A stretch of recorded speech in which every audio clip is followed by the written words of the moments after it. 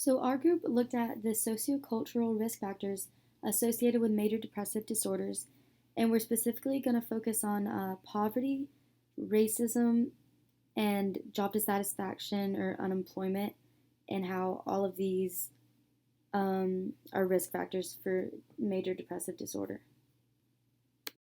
So we're going to show this video talking about how inequality is related to the development of depression. And what lots of scientists have subsequently developed, people like Professor Paul Gilbert in Britain and Professor Kate Pickett and Professor Richard Wilkinson, also in Britain, have really developed is this idea that actually what human depression is in part, not entirely, but in part, is a form of a submission gesture. It's a way of saying, I can't cope with this anymore, right? Particularly people who feel they've been pushed to the bottom of hierarchies, or who feel, remember the other stressful situations when you feel your status is insecure. It's a way of just going, okay, I retreat, I don't want this fight anymore. You've beaten me. It's a kind of very strong evolutionary impulse where you feel you're under attack to just submit in the hope that the stress and anxiety will then go away, that the sources of the stress and anxiety will then go away. And one thing that's so important, Kate Pickett and Richard Wilkinson really developed this, is they've shown, so as inequality grows, depression and anxiety grow. They've shown this is a very robust effect, right? This helps us to explain it. If you live in Norway, your status is relatively secure, right? No one's that high, no one's that low. Movement between where you are is not so extreme. If you live in the United States, especially today, we're now at the greatest levels of inequality since the 1920s, there's a few people at the very top, there's a kind of precarious middle, and there's a huge and swelling bottom, right? So you can see why in the United States you've got more people who'd be showing a submission gesture, who'd be like, oh, Jesus, I've been beaten, than there would be in Norway. This is why inequality is one of the drivers of depression and anxiety, and why dealing with inequality reduces inequality and anxiety. So one of the things that really shocked me actually was looking at, in the United States, the group with the lowest depression by far is the Amish. So I went and spent time with an Amish community. The Amish live in these homogenous groups which are incredibly equal. The richest Amish is worth as much as the poorest Amish, right? They're not showing submission gestures in the same way because they don't fit. There's a lot wrong with the Amish, don't get me wrong, but I'm not suggesting mass conversion to the Amish. I'm a gay man, believe me, I'm not. But we can learn from the fact that in these highly equal and homogenous groups, you don't have that extreme status stress. Now, I don't want to go as far as the Amish do, but moving closer to it would be one of the factors that would reduce depression and anxiety.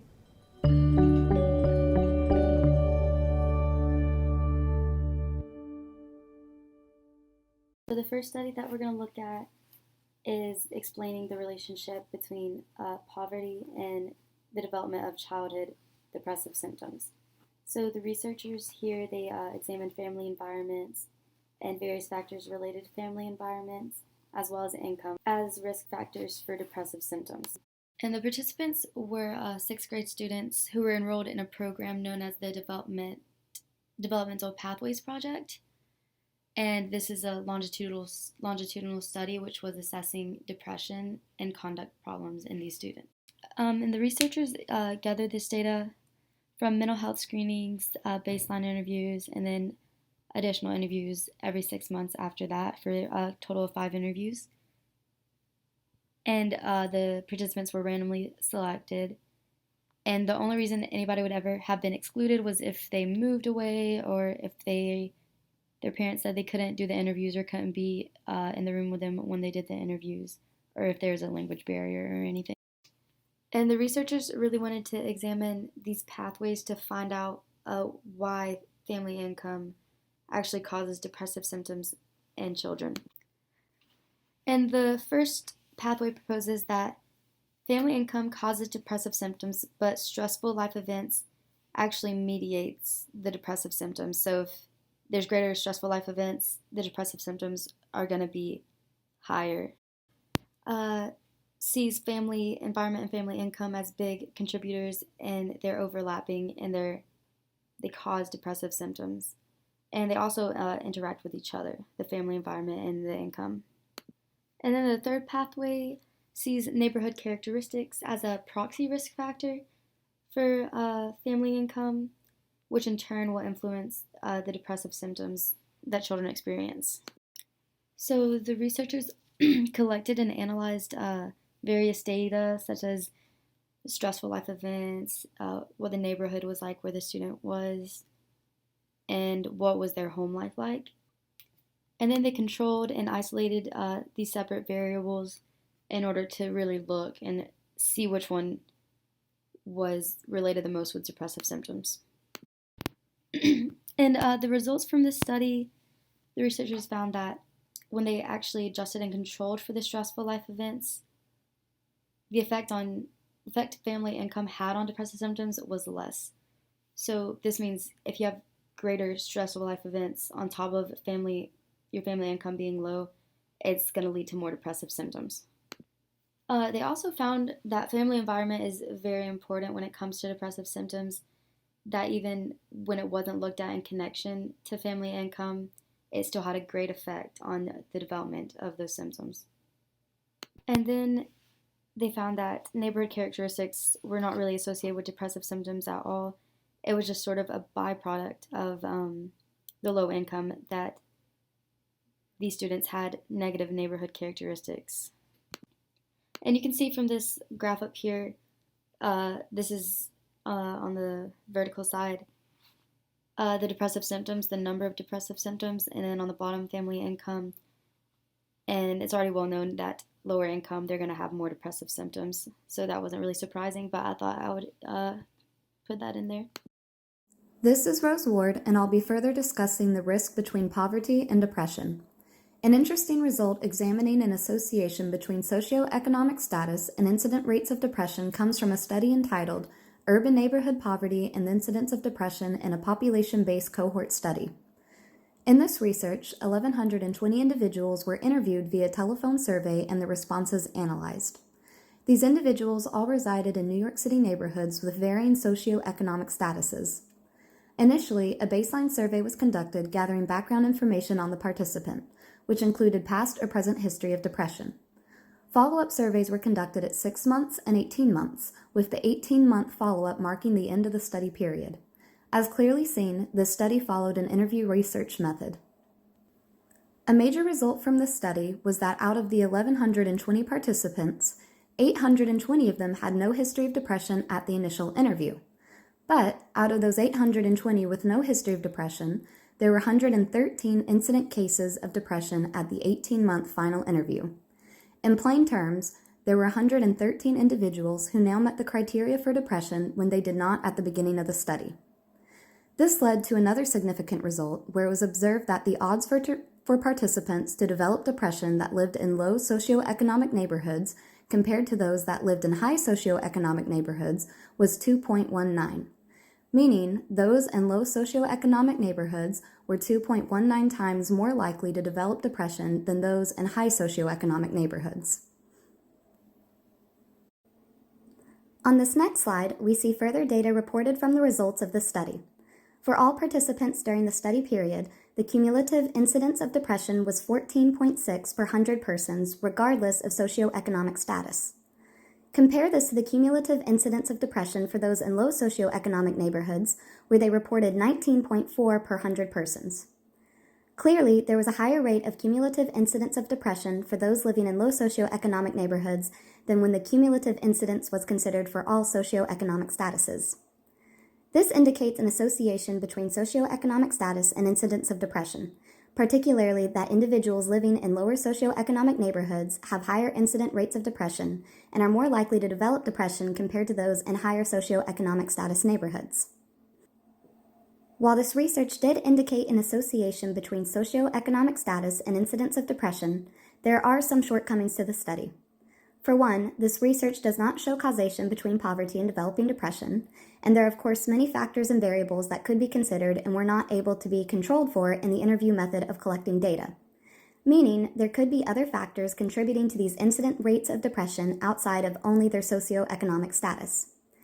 Therefore, while we can't extrapolate that living in a low socioeconomic status is a direct cause for depression from the study, these reported statistics and the indicated association between lower socioeconomic status and incident rates of depression should not be ignored. Clearly, there is an indicated higher risk for those living in poverty to struggle with depression compared to those who are wealthy. So one study we looked at was the neighborhood racial discrimination and the development of major depressive disorder. in this study, Russell and other psychologists looked at 499 African American women from Iowa and Georgia with no prior history of major depressive disorder. And then they followed them for between 9 and 11 years to see if racial discrimination in these neighborhoods had an effect on the development of major depressive disorder.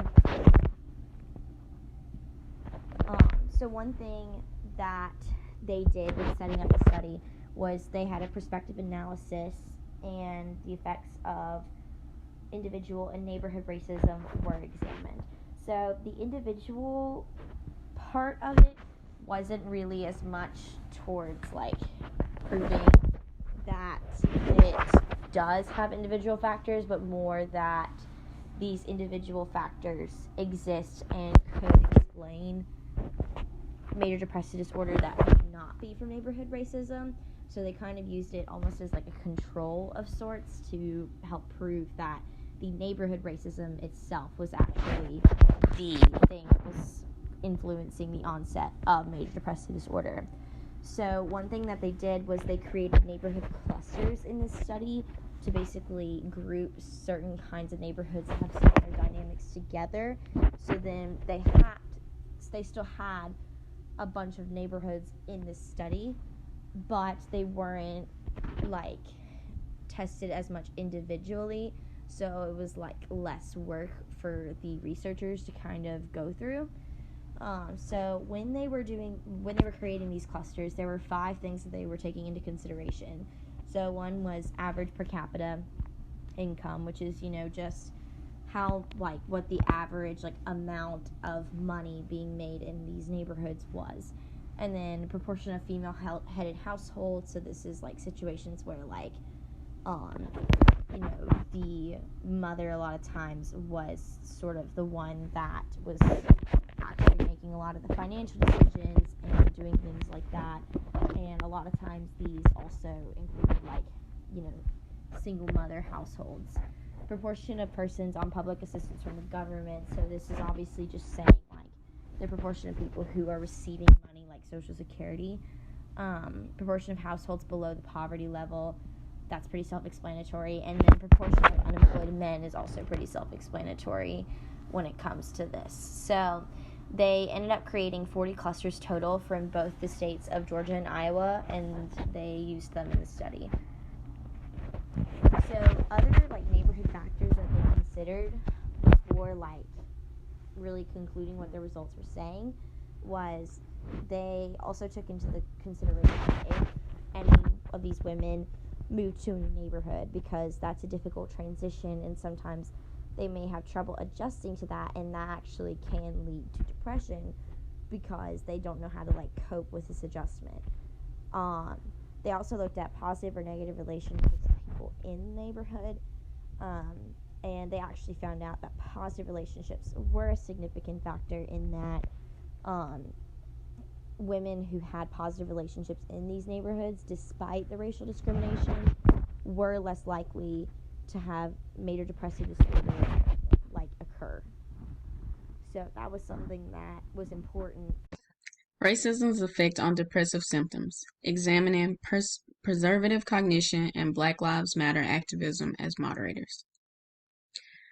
Racial discrimination and depressive symptoms have been related consistently among African Americans. Data also indicate that this association remains stable over time. This study, conducted by Watson Singleton et al., was done to examine the association between racial discrimination and depressive symptoms at 2 time points, 6 months apart.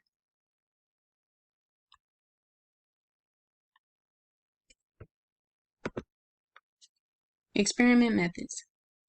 Participants were recruited via 2 approaches at a large Midwest public university in campus community, as well as, like, just normal students going to class. Initially, 326 individuals were recruited, and 74% of participants completed the second follow-up session. Due to missing data, the final sample comprised 232 participants. For time 1, participants completed computerized questionnaires using Qualtrics. 6 months later, all participants were invited to participate in the follow-up session, time 2. For the second session, participants did not return to the lab. Rather, they received an online Qualtrics survey via email, which they had 2 weeks to complete. The survey included the same questions as Tom 1 assessment, with the only change being the addition of the Black Lives Matter activism questionnaire. Results. The results from the experiment yielded that racial discrimination was positively associated with the depressive symptoms at both Tom 1 and Tom 2.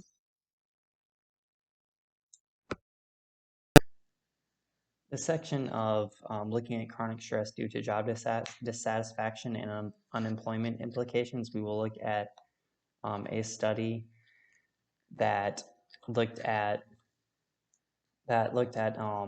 the effects of job loss and job gain, and then like social costs of job instability.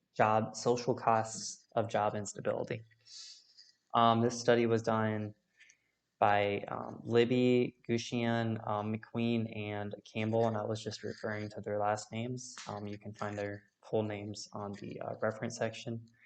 And this study took data from the 2004 and 2007 Medical Expenditure Survey, which is this multi-year survey that really tracks individual healthcare and employment dynamics. And it looked at employment status for all individuals 16 and older within 4 main categories. So employment, job gain, and then job loss and unemployed. And it used the Kessler-6 scale, which assessed feelings within the past 30 days on this 5-point scale, being like none of the time, a little of the time, etc. And it was a questionnaire that kind of compared and looked at levels of specific depression within individuals. And so looking at the results of this study, we see that it looked at both two groups, people that had a depression diagnosis and people that didn't. And we see within both groups that the unemployed compared to the employed and found jobs and etc. definitely had the unemployed and then lost jobs, found jobs compared to the employed had higher rates of psychological distress. And it was even, as you see, double that in the depression diagnosis section. Some things to keep in mind about this study was that it didn't empirically define what underemployment technically was or what defines a good or bad job. And then it also compared job gain and the distress group, and this also shows linkage with people that have already been diagnosed with depression to underemployment issues. So as in, they're overqualified or they have their education doesn't really fit the job that they're working in or they're underpaid. The next study that I would like to go over that's relating to these factors of job dissatisfaction on MDD and causing MDD is a study done by Rainer Stephen and Nazmia Wada that looked at job characteristics related to job dissatisfaction and depression within South African white-collar workers.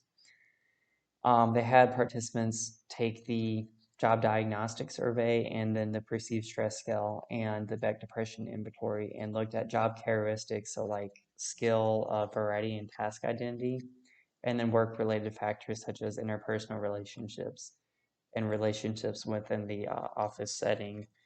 And the methods for this study was they had 215 participants that were continuing education students in human resources kind of jobs that had 3 years of management experience, and they had them complete the diagnostic survey. So the applied jobs dimensions measure and the general satisfaction measure, as well as having them take the Beck depression index and perceived stress scale, and then collected that data with standardized instruments over three weeks through online surveys. And the results from this study was that using 5 job characteristics, 4 correlated positively with job satisfaction, while two job characteristics that were task identity and anonymity correlated negatively with poor stress levels and then also consequently depression. And job characteristics were shown to have a significant correlation within job satisfaction, but they didn't necessarily have a correlation to mental health effects. Then another big takeaway from this study is it also highlighted the effect of interpersonal relations and within the work setting, and these are kind of general predictors to job dissatisfaction and depressive effects. So essentially, it really highlighted the importance to have strong relationships within the work setting and healthy relationships within the work setting. That's kind of what can reduce precursors to MDD within the job and work environment.